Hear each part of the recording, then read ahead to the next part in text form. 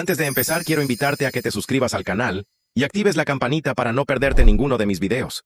Tu apoyo me motiva a seguir trayéndote más historias como esta. Mi nieto fue dejado a congelarse a 8 grados bajo cero en el Día de Acción de Gracias, mientras la familia de mi hijo tallaba un pavo en su cálido y perfecto hogar. Yo fui quien lo encontró. Yo fui quien derribó su puerta, y con 6 simples palabras, destrocé su pequeño mundo perfecto. Ellos pensaron que era solo la furia de un viejo. No tenían idea de que era el comienzo de un plan que mi difunta esposa y yo habíamos puesto en marcha hacía 10 años. Un plan escondido en la letra pequeña de un documento que nunca se molestaron en leer. Estaban a punto de descubrir que el hombre al que habían descartado como viejo e irrelevante era un contador forense retirado, y que yo había venido a auditar sus vidas. Los kilómetros pasaban bajo las ruedas de mi viejo Buick, cada uno marcando un silencioso tic del reloj. El suave zumbido del motor era un consuelo familiar. Un lenguaje de mecánica y fiabilidad que se sentía más honesto que cualquier conversación que hubiera tenido con mi hijo en años. Iba camino a su casa, sin avisar, en acción de gracias. Richard había llamado la semana anterior, con esa voz suave y pulida que usaba cuando hablaba con sus clientes. Era una voz diseñada para tranquilizar, pero a mí solo me ponía nervioso. «Estamos muy ocupados este año, papá», me había dicho. «Una gran cena, algunos invitados importantes. Ya sabes cómo es». Y sí, lo sabía. Sabía que invitados importantes significaba personas que podían impulsar su carrera, gente que añadiría otra capa de brillo a la vida perfecta que estaba construyendo. Y sabía que su padre, un contador retirado que aún vivía en la misma casa modesta que había compartido con su esposa durante 40 años, no estaba en la lista. La llamada fue una obligación, una tarea tachada de su agenda. No era una invitación. Y en el silencio que siguió tras colgar, un frío sentimiento se instaló en mi interior. Era el mismo presentimiento que solía tener justo antes de descubrir una mentira cuidadosamente escondida en los libros contables de una empresa. La sensación de que faltaba una pieza crucial. Ese presentimiento fue la razón por la que conducía. Eso, y una promesa. Miré el asiento vacío del pasajero, esperando por un instante ver a Carol sentada allí, con esa mirada sabia en los ojos. La riqueza es una lupa, Walter, solía decir. No cambia a una persona. Solo la hace más de lo que realmente es. Ella vio las grietas en el carácter de Richard mucho antes que yo. Vio cuán fácilmente se dejaba encantar por el dinero y el estatus, cómo empezaba a medir el valor de una persona por su cuenta bancaria y no por su corazón. «Cuida de Leo», me hizo prometer en el aire frío y estéril del hospital. «Él te va a necesitar». Así que conduje. Conduje por la gris tarde de noviembre, con esa promesa resonando al compás del motor. Cuando llegué al vecindario de Richard, las casas se alineaban como soldados orgullosos sobre jardines perfectamente cuidados. Era un mundo de fachadas costosas y reglas no escritas. No estacioné frente a su casa. Un instinto profundo y primario me dijo que aparcara más abajo en la calle. Salí del coche. El aire helado me golpeó los pulmones como un puñetazo. 8 grados. El frío era algo vivo, afilado y cruel. Ajusté mi abrigo y empecé a caminar. Y entonces lo vi. De pie junto a la acera, una pequeña figura solitaria en un paisaje de riqueza. Llevaba una camiseta y unos pantalones cortos. Mi mente luchó por comprender lo que veía. Leo, mi nieto. Era un podía ver su pequeño cuerpo estremeciéndose violentamente, sus brazos abrazándose a sí mismo en un inútil intento por mantenerse caliente. Su rostro estaba pálido, sus labios teñidos de azul. Trataba de hacerse más pequeño, de encogerse ante el frío implacable. La sangre se me heló, un frío en la realidad, pero el temblor era real. Levanté la vista hacia la casa. A través del gran ventanal, podía ver la fiesta. Era como ver una película muda. Risas, copas de vino alzadas en un brindis, el cálido resplandor del candelabro. Y ahí estaba Richard, mi hijo, en la cabecera de la mesa, sonriendo, completamente absorto en su papel de anfitrión generoso. Estaba en una habitación cálida, rodeado de comida y amigos, mientras su propio hijo estaba afuera, congelándose. Los números no cuadraban. La imagen era una mentira. Y en ese momento, la silenciosa tristeza que sentía por el hijo que había perdido ante la ambición se convirtió en una fría y dura rabia. No caminé hasta la puerta principal para tocar el timbre. No llamé. Caminé por el sendero de piedra, mis pasos pesados y deliberados sobre el suelo helado. Cada paso era un golpe en el tambor de mi furia. Esa no era una casa de calidez y familia. Era un escenario para una obra, y la función había terminado. Llegué a la puerta de roble macizo, la que tenía la gran corona festiva, y ni siquiera probé el picaporte. Bajé el hombro y lancé mi peso contra ella. La madera se astilló alrededor de la cerradura con un crujido violento. La puerta se abrió de golpe, chocando contra la pared interior. El sonido fue como una explosión en el tranquilo comedor. El efecto fue inmediato. Cada conversación se detuvo. Cada tenedor quedó suspendido a medio camino hacia una boca. El suave murmullo de risas educadas se esfumó en un vacío repentino de silencio. Una docena de rostros sonrientes se volvieron hacia la entrada, sus expresiones pasando de la alegría festiva a la alarma y la confusión. Todos me miraban. Walter Hayes, un contador jubilado de 70 años, de pie entre los restos de su puerta destrozada. Un viento frío se colaba detrás de mí, agitando las servilletas sobre su mesa perfecta. Mi rostro era una máscara de calma gélida, pero mis ojos ardían. Miré más allá de los invitados atónitos, más allá de la mesa fastuosamente decorada. Miré directamente a mi hijo. El rostro de Richard era una mezcla de sorpresa y rabia. El de Brenda estaba completamente pálido. Dejé que el silencio colgara unos segundos, estirándolo hasta que se volvió fino y cortante. Y entonces hablé. Mi voz no fue fuerte, pero cortó el silencio como un trozo de vidrio. 6 palabras. Las dije lenta, deliberadamente, dando a cada una su propio peso, su propia medida de furia helada. Mete a tu hijo adentro, ahora mismo. El color desapareció del rostro de Richard. El de Brenda se volvió blanco como una sábana. Los invitados se miraban entre sí, nerviosos, sin saber qué estaban presenciando. Eso no formaba parte de la velada. Esto era real. Brenda fue la primera en recuperar la voz. Un intento desesperado por reparar el agujero que yo acababa de abrir en su noche perfecta. Era una voz débil, temblorosa. «Papá», empezó, con tono agudo y frágil. «Nosotros solo estábamos dándole una lección». Derramó jugo de uva en la alfombra nueva. Su voz se apagó al ver mi mirada. Su excusa era patética, un escudo ridículo frente al horror de lo que había hecho. Quedó suspendida en el aire entre nosotros, obscena en su trivialidad. Una alfombra. Estaba hablando de una alfombra.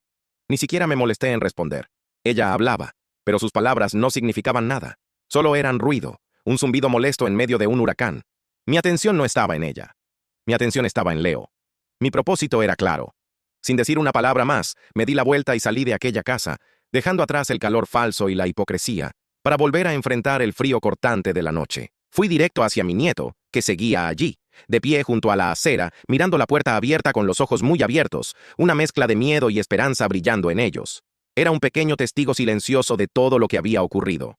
Aún no le dije nada. Las palabras vendrían después. Primero, las acciones. Me quité el pesado abrigo de invierno, el mismo que me había mantenido cálido durante todo el viaje, y lo envolví alrededor de su pequeño cuerpo tembloroso. El abrigo lo cubrió por completo, como un capullo de lana y calor. Me agaché y lo levanté en brazos. Se sentía increíblemente liviano, un manojo de extremidades heladas y dientes castañando. Enterró su rostro frío en mi cuello, aferrándose a mí con una fuerza desesperada. «Nos vamos a casa, Leo», le susurré, con la voz cargada de una emoción que no quise mostrarle a mi hijo. Luego giré la cabeza una última vez y miré hacia el interior de la casa. Richard seguía allí, inmóvil junto a la mesa del comedor, una estatua en su propio banquete arruinado. Mis ojos eran tan fríos como el viento de invierno. «Esta conversación no ha terminado», le dije. No era una amenaza. Era una promesa. Una declaración de auditoría pendiente. Di media vuelta y caminé hacia mi coche, cargando a mi nieto entre mis brazos. Dejé atrás una puerta destrozada, una fiesta en ruinas y un silencio más gélido que el aire de la noche. El camino de regreso a casa fue silencioso. No lo presioné con preguntas. El momento de hablar llegaría después. Por ahora, lo único que importaba era alejarlo de esa casa fría y perfecta. Mi hogar no era como el de Richard. Era un pequeño bungalow de ladrillo en una calle tranquila, una de esas casas que, con los años, parecen hundirse dulcemente en la tierra. Olfateaba a libros viejos, cera de limón y al tenue, persistente aroma de las rosas de Carol, un perfume que a veces creía imaginar solo para sentirla cerca. Dentro, ayudé a Leo a quitarse el abrigo enorme. Se veía tan pequeño y perdido en mi pasillo familiar. Lo llevé a la cocina, el corazón de nuestro hogar, y lo senté en la vieja mesa de madera donde, de niño, hacía sus tareas, donde Carol y yo habíamos tomado millones de tazas de café.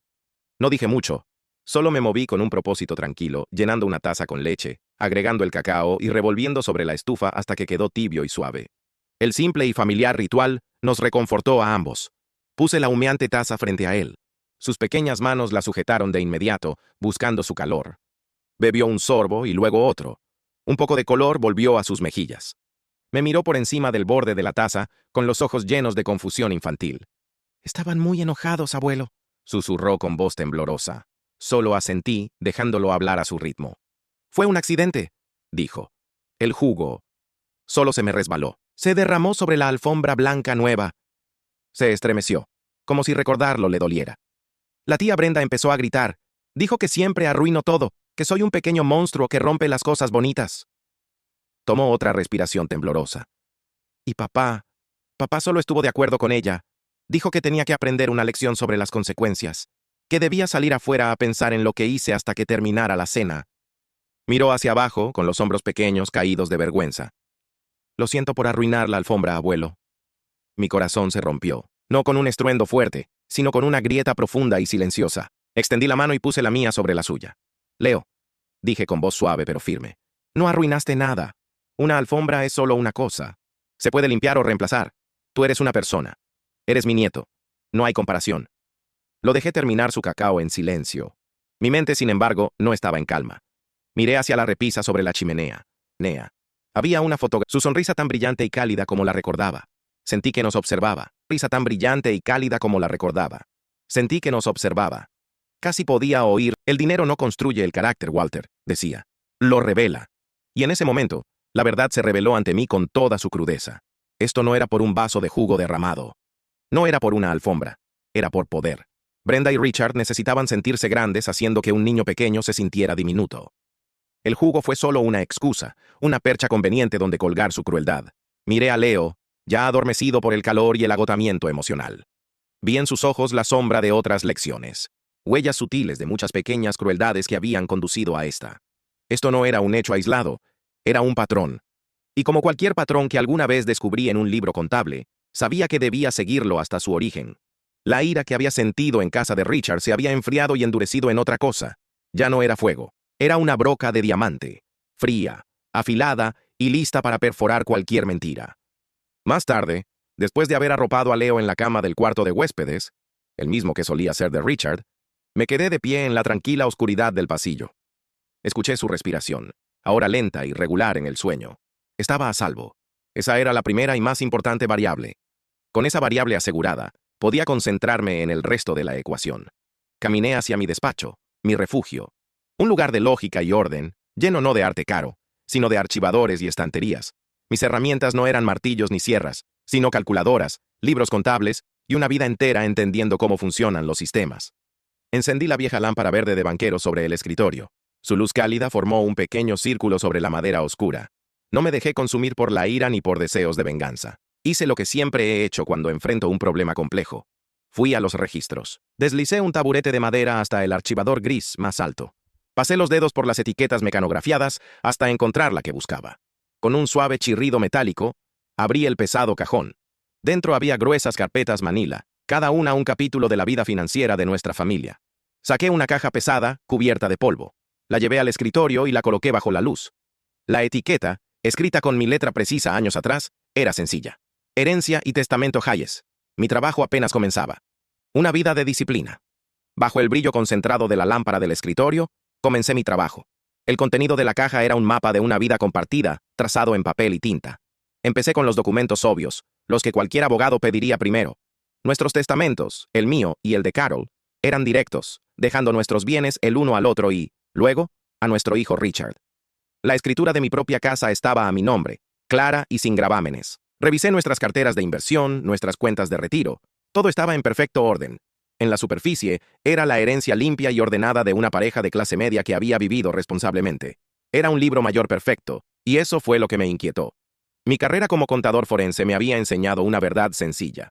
La perfección suele ser la mentira más convincente. Las personas que no tienen nada que ocultar suelen ser desordenadas. Sus registros tienen manchas, notas garabateadas en los márgenes, inconsistencias. Esto estaba demasiado limpio. Era el trabajo de alguien que había planeado cada número, cada asiento, con un cuidado meticuloso. Era el trabajo de mi esposa. Carol era la persona más organizada que había conocido, pero su organización tenía alma. No era estéril. Yo conocía cómo funcionaba su mente. Nunca tomaba el camino directo, cuando había uno más inteligente y seguro disponible. Ella integraba salvaguardas en todo, desde la forma en que rotaba las llantas del coche hasta la manera en que invertía nuestros modestos ahorros. Creía en la redundancia, en tener un plan B y un plan C. Aparté los documentos primarios. Mi búsqueda no era por lo que estaba allí, sino por lo que faltaba. Empecé a buscar las notas a pie de página, los apéndices, los anexos mencionados de pasada. Cruzaba fechas, buscando cualquier actividad legal, alguna inscripción o trámite realizado en momentos significativos. Recordé una conversación de hacía unos 10 años, no mucho después de que naciera Leo. Richard y Brenda acababan de comprar esa casa grande y nueva. O más bien nosotros les habíamos ayudado a comprarla. Un donativo considerable nuestro había cubierto la mayor parte del pago inicial. Richard estaba tan orgulloso, tan despectivo con respecto a nuestra casa más pequeña. Carol sonrió y los felicitó. Pero más tarde esa noche se mostró pensativa. «Es mucha casa, Walter», me dijo. «A veces, cuando le das a alguien una casa grande, no le das un hogar, le das un escenario». Sus palabras resonaban ahora en mi mente. Un escenario. Eso era exactamente en lo que se había convertido. Centré mi búsqueda en el período justo después de que compraron esa casa. Rebusqué estados de cuenta antiguos, declaraciones de impuestos. Y entonces lo vi. No fue una transacción grande o llamativa, sino una pequeña factura legal recurrente. Un retén pagado durante 3 meses consecutivos a Albright & Associates, nuestro bufete de derecho de familia. Era un gasto que nunca me había cuestionado. Carol se ocupaba de la mayoría de las cuentas domésticas. Confiaba en ella por completo. Pero ahora, ese gasto pequeño y ordinario parecía una bengala en la oscuridad. Dejé a un lado la caja de documentos primarios. Volví al archivador. Mis movimientos eran ahora más urgentes. Ya no buscaba solo un expediente. Buscaba un fantasma. Buscaba el plan B de Carol. Empecé a sacar carpetas de ese periodo. Declaraciones de impuestos, pólizas de seguro, registros de mantenimiento del coche. Buscaba cualquier papel con el membrete de Albright & Associates. Y entonces, al fondo del cajón, detrás de una carpeta de pasaportes vencidos, lo encontré. Era una carpeta delgada, de color distinto al de las demás. No estaba etiquetada como testamento ni herencia. La etiqueta, con la letra pulcra y elegante de Carol, decía una sola cosa: para Leo. Las manos me temblaron ligeramente al llevarla de vuelta al escritorio. La abrí. Dentro no había un testamento. Era un documento grueso, encuadernado profesionalmente. El título en la portada era sobrio y potente, en su precisión legal: Fideicomiso irrevocable Carol Hayes. Me dejé caer en la silla. Un fideicomiso irrevocable, una entidad legal que, una vez creada, no puede ser alterada ni disuelta sin el permiso del beneficiario. Es una fortaleza, es una caja fuerte. Empecé a leer, y a medida que lo hacía, la deslumbrante y sobrecogedora brillantez de la previsión de mi esposa se desplegó ante mí. El plan que ella había puesto en marcha una década atrás era una obra maestra de protección legal, un guardián silencioso y a la espera para nuestro nieto. Los detalles estaban escritos en el denso e impenetrable lenguaje de la ley, pero para mí eran tan claros y hermosos como poesía. El activo principal del fideicomiso, la propiedad listada en el anexo A, era la casa. La misma casa donde Richard y Brenda acababan de celebrar su perfecto día de acción de gracias. Carol había usado nuestra contribución para el pago inicial, no como un regalo para ellos, sino como la financiación inicial para comprar la propiedad y colocarla directamente en el fideicomiso. Richard y Brenda nunca habían sido propietarios de esa casa. Ni por un solo día. Simplemente fueron los primeros inquilinos. La sección siguiente definía los roles. El beneficiario, la única persona para cuyo beneficio existía el fideicomiso, estaba nombrado claramente: Leo Hayes. Él obtendría el control total del fideicomiso y sus activos al cumplir 25 años. Hasta entonces, su propósito era velar por su bienestar y su seguridad. Richard y Brenda también aparecían en el documento. Su papel estaba definido como residentes permitidos. Se les permitía vivir en la casa y mantenerla, bajo una condición estricta e inquebrantable. Debían actuar en el mejor interés del beneficiario primario. En el frío y duro lenguaje legal, eran cuidadores con permiso. Y entonces llegué a la pieza final y crucial: el fiduciario. La persona investida de autoridad legal absoluta para administrar el fideicomiso, hacer cumplir sus términos y tomar todas las decisiones respecto a la propiedad, incluida la facultad de desalojar a los residentes permitidos si quebrantaban sus obligaciones. Leí el nombre, y una oleada lenta y fría de comprensión me recorrió. El fiduciario, designado por Carol hace 10 años, era yo, Walter Hayes. El documento era un arma perfectamente diseñada y legalmente intocable que había estado en mi archivador durante una década, esperando un momento como este. Carol lo había visto todo. Había visto la arrogancia creciente de Richard, la obsesión de Brenda por las apariencias, y había forjado un escudo para proteger a la única persona verdaderamente inocente en la ecuación. Me había dado el poder para salvar a nuestro nieto, y yo ni siquiera lo había sabido. El peso de todo aquello se asentó sobre mis hombros. El dolor por mi esposa, el amor por mi nieto, y la cruda y fría realidad de lo que ahora debía hacer. Como si todo hubiera estado sincronizado, el silencio de la casa se rompió con el agudo timbrazo del teléfono sobre mi escritorio. Miré el identificador de llamadas. Era Richard. Dejé que sonara una vez más, mi mano firme mientras levantaba el auricular. «Hola, Richard», dije con voz tranquila. La voz al otro lado no lo estaba. Era un torrente de ira y derecho propio. «¿Qué demonios crees que estás haciendo?», gritó. «No puedes simplemente secuestrar a mi hijo. Lo quiero de vuelta aquí, ya. Brenda está destrozada. Arruinaste nuestro día de acción de gracias». Escuché sin decir nada. No preguntó por Leo. No preguntó si estaba bien. Solo estaba enojado por su fiesta, por su vergüenza. «Voy a llamar a la policía», amenazó alzando la voz. «Te arrestarán por secuestro. Eres un viejo, papá. No sabes lo que estás haciendo».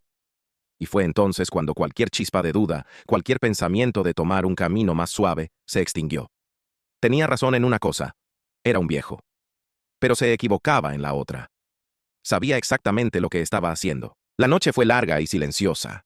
No dormí. En cambio, me senté en mi escritorio, la única lámpara proyectando un cálido círculo de luz sobre el documento del fideicomiso.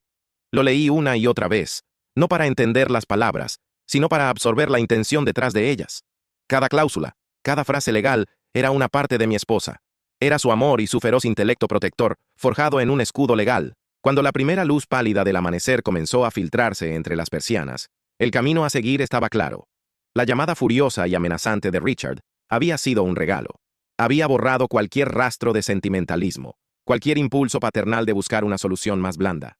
Me había mostrado su mano. Ahora era mi turno de mostrar la mía. Esperé hasta las 9 en punto, el momento exacto en que las oficinas de abogados en la ciudad abrirían oficialmente. Busqué el número de Albright & Associates y marqué. Una recepcionista educada contestó.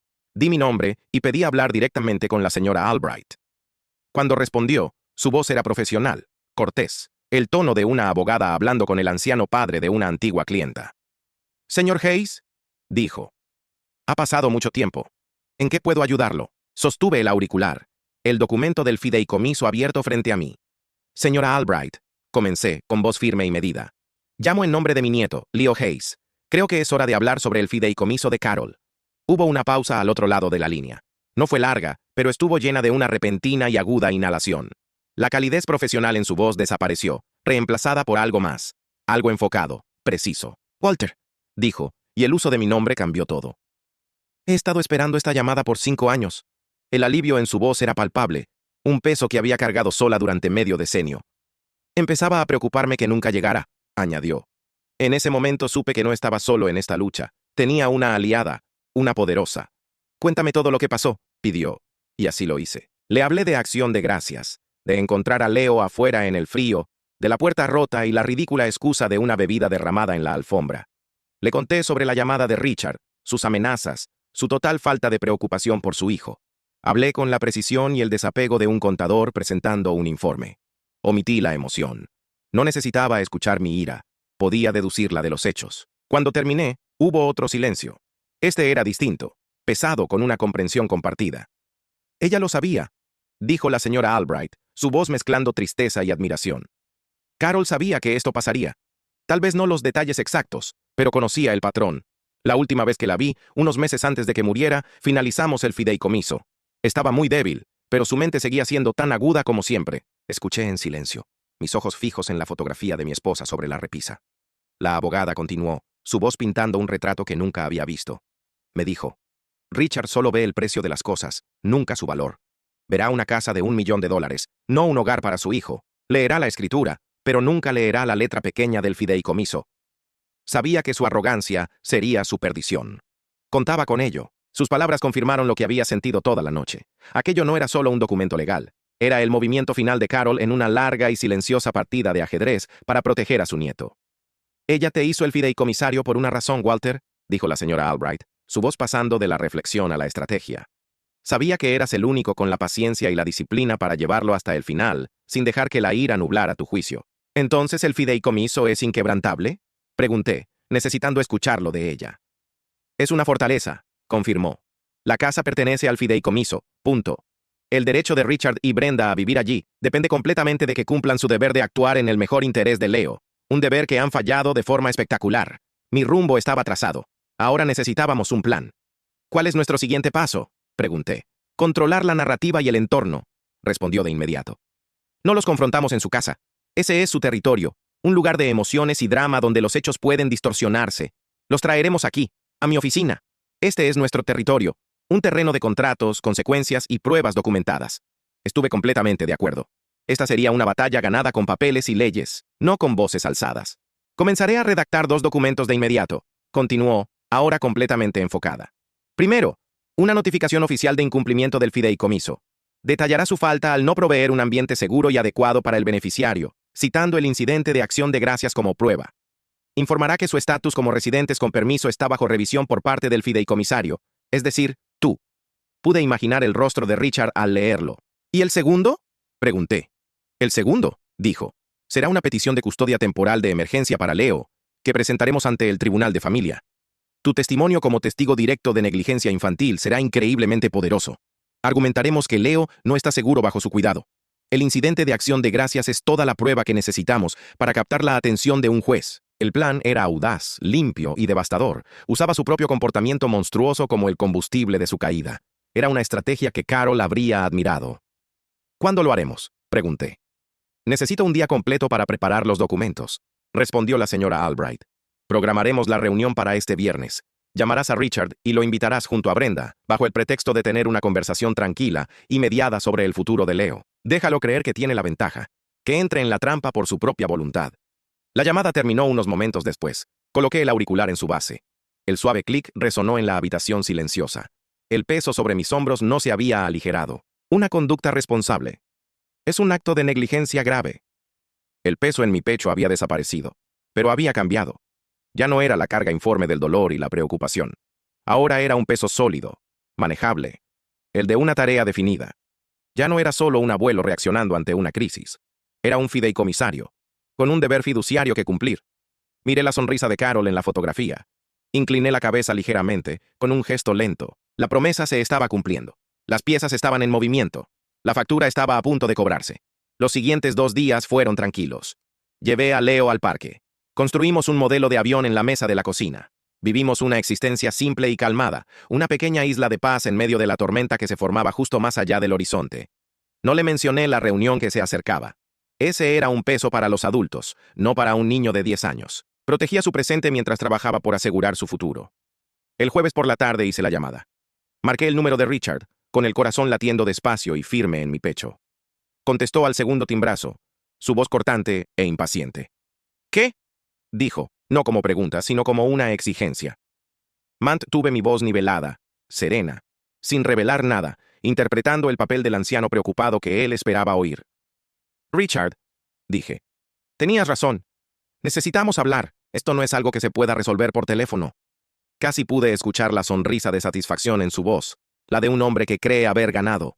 ¿Por fin entras en razón, papá?, preguntó, con una condescendencia que goteaba en cada palabra. Me alegra que reconozcas lo ridículo que fue todo esto. Hiciste llorar a Brenda un día entero. Ignoré la mentira. Quiero encontrar una solución, continué, eligiendo con cuidado mis palabras. Por el bien de Leo. Reunámonos mañana en la oficina de la señora Albright. Ella puede actuar como tercera parte neutral para ayudarnos a resolver esto. Hubo una pausa. Estaba considerando la propuesta, midiendo la ventaja estratégica. Una reunión con una abogada sonaba oficial. Sonaba como algo que podía controlar. Un escenario donde podría tener testigos de mi supuesta irracionalidad. Lo veía como su terreno, no el mío. De acuerdo, dijo finalmente. Brenda y yo estaremos allí a las 10. Terminemos con esto. Colgó sin despedirse. La trampa estaba lista. Creía que entraría como el hijo poderoso, dispuesto a poner en su lugar a su anciano y senil padre. No tenía idea de que era un inquilino que estaba a punto de reunirse con su arrendador. El viernes por la mañana llegó, frío y despejado. La sala de juntas de Albright & Associates era un mundo aparte del caos emocional de la casa de Richard. Era una habitación de poder silencioso. La larga mesa de caoba brillaba como un espejo. Las sillas de cuero eran firmes e implacables. Las paredes estaban cubiertas con gruesos libros encuadernados en cuero, llenos de leyes y precedentes. Un ejército silencioso de hechos esperando ser desplegados. Me senté de un lado de la mesa. La señora Albright se sentó a mi lado, con 2 carpetas gruesas y perfectamente organizadas frente a ella. No hablamos. Simplemente esperamos. Éramos 2 veteranos de una guerra silenciosa, listos para la batalla final. Richard y Brenda llegaron puntualmente a las 10. Entraron en la sala como si les perteneciera. Richard llevaba un traje hecho a medida, la imagen del poder corporativo. Brenda, un vestido de diseñador. Su rostro una máscara de impaciencia molesta. Nos miraron a nosotros, luego a la abogada, con una mezcla de desdén y confianza. Venían a poner fin a este pequeño drama familiar y seguir con sus vidas importantes. Se sentaron frente a nosotros. Richard se inclinó hacia adelante, apoyando las manos sobre la mesa, intentando dominar el espacio. Muy bien, papá, comenzó. su voz fuerte en la sala silenciosa. Esta farsa se acabó. Terminamos con los juegos. Vas a traer a Leo a casa esta tarde, y todos vamos a olvidar que esto pasó. La señora Albright no se inmutó. No alzó la voz. Ni siquiera lo miró. Observó la carpeta superior frente a ella. Luego, con un movimiento lento y deliberado, la empujó sobre la superficie pulida de la mesa. Se deslizó suavemente hasta detenerse frente a Richard. El sonido fue tenue, pero pareció resonar en toda la habitación. «Esto no es una negociación, señor Hayes», dijo con voz calmada, clara y tan fría como el bisturí de un cirujano. «Esto es una notificación». Richard miró la carpeta, luego a ella, con una chispa de confusión en los ojos. La abrió. Dentro estaba el documento, el fideicomiso irrevocable de Carol Hayes. «No estoy seguro de qué es esto», dijo, intentando mantener su compostura. «Pero el bienestar de mi hijo no está en discusión». «Al contrario», respondió suavemente la señora Albright. «El bienestar de su hijo es lo único de lo que estamos aquí para hablar. Como puede ver, ese documento es la carta fundacional del fideicomiso irrevocable de Carol Hayes, establecido hace 10 años. Si mira el anexo A, verá que el único activo de ese fideicomiso es la propiedad donde usted reside actualmente». Los ojos de Richard recorrieron la página. Su expresión confiada comenzó a desmoronarse. Brenda se inclinó hacia adelante, el ceño fruncido por la confusión. «El fideicomiso es el propietario legal de esa casa», continuó la abogada, sin alterar su tono. «Lo ha sido desde el día en que fue adquirida. Usted y su esposa están nombrados en ese documento, no como propietarios, sino como residentes permisivos». Dejó que el término legal flotara en el aire, su sonido subordinado contrastando con su actitud de superioridad. «Su residencia», prosiguió, «está sujeta a una condición central, detallada en el artículo 4. Deben actuar en todo momento en el mejor interés del beneficiario principal del fideicomiso». Hizo una pausa, dejándolos asimilar el golpe antes de dar el siguiente. «El beneficiario principal del fideicomiso irrevocable de Carol Hayes es su hijo, Leo Hayes». Richard levantó la vista del papel, el rostro pálido. La máscara de arrogancia había desaparecido, reemplazada por un horror naciente. «¿Y finalmente?», dijo la señora Albright mirándolo a los ojos por primera vez. «Si pasa a la última página, verá el nombre del fideicomisario designado la persona con plena autoridad legal para administrar el fideicomiso y hacer cumplir sus términos». Observé cómo sus ojos se movían rápidamente hasta el final del documento. Lo vi leer mi nombre, Walter Hayes. El silencio en la sala fue absoluto. Estaban sin palabras, su realidad desmantelada en cuestión de minutos. La señora Albright se inclinó ligeramente hacia adelante. Había preparado el terreno. Ahora era momento de exponer el delito. «Dejar a un niño de 10 años», dijo, su voz bajando, cada palabra un golpe certero. «Afuera, sin supervisión, con una temperatura de 8 grados Fahrenheit, vestido solo con una camiseta y pantalones cortos». Hizo una pausa, su mirada firme. «Eso no es, bajo ninguna definición legal o moral, un comportamiento responsable. Es un acto de negligencia grave. Actuar en el mejor interés del beneficiario. De hecho, se trata de una violación catastrófica de los términos de este fideicomiso. Una violación que faculta y obliga legalmente al fideicomisario a tomar medidas correctivas». Una risa corta y amarga escapó de los labios de Richard. Fue el último sonido desesperado de un hombre que se negaba a aceptar la realidad. «Eso es ridículo», se burló, negando con la cabeza. «Esa es mi casa». Por primera vez desde que nos habíamos sentado, le hablé directamente. Mi voz no era de enojo, era tranquila, pesada y definitiva. «No, Richard», dije mirándolo a los ojos. «Nunca fue tuya, le pertenece al futuro de Leo». Mientras mis palabras se asentaban en la sala silenciosa, la señora Albright deslizó un segundo documento, más delgado, sobre la mesa. Cayó suavemente junto al primero. «Esto», dijo, con una voz que no dejaba espacio para discusión, «es una notificación legal de desalojo, como es su derecho y deber como fideicomisario. El señor Walter Hayes requiere que desocupen la propiedad del fideicomiso en un plazo de 30 días». Brenda soltó un pequeño gemido ahogado. Richard miraba el papel como si fuera una serpiente. «La propiedad será administrada profesionalmente y puesta en alquiler», continuó la señora Albright, implacable como una marea en ascenso. «Todos los ingresos netos generados serán depositados directamente en una cuenta protegida para Leo, según lo estipulado en el fideicomiso». Su mundo se estaba derrumbando, y apenas comenzaban a comprender la magnitud de las ruinas. El color había desaparecido por completo de sus rostros, reemplazado por un blanco enfermizo. Habían perdido su hogar, habían perdido su estatus, pero la factura aún no estaba completamente pagada. La señora Albright añadió el último punto al registro. «Y una cosa más», dijo, con un tono clínico. «También hemos presentado una solicitud ante el Tribunal de Familia para obtener la custodia temporal y de emergencia de Leo. Confiamos en que, dadas las circunstancias del último día de Acción de Gracias, un juez estará muy interesado en discutir qué constituye un hogar seguro y adecuado. Eso fue todo. El golpe final. Se miraron el uno al otro, con la ilusión de su poder hecha añicos. No les quedaba nada, ni influencia ni mentiras, ni un escenario en el cual actuar. Eran solo dos personas en una sala silenciosa, enfrentando las consecuencias de su propia crueldad.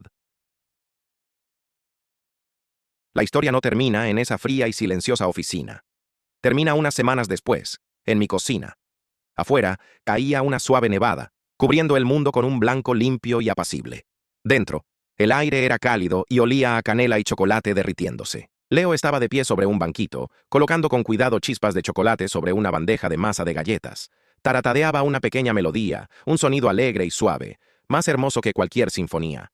Levantó la mirada hacia mí y sonrió. No era la sonrisa frágil y nerviosa de unas semanas atrás. Era una sonrisa real, brillante y tranquila, que llegaba hasta sus ojos. Le devolví la sonrisa, con el corazón lleno. Miré por la ventana la nieve que caía y pensé en Carol. Había cumplido mi promesa. Había protegido nuestro legado más preciado. La verdadera victoria no estaba en los documentos legales ni en la expresión de Richard.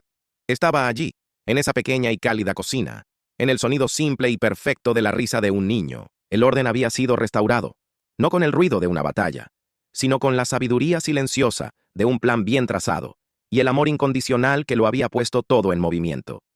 Esta historia nos enseña que la verdadera fortaleza rara vez es ruidosa. No se encuentra en la riqueza ni en el estatus social, sino en la integridad silenciosa, la sabiduría paciente y el amor feroz que protege a los más vulnerables.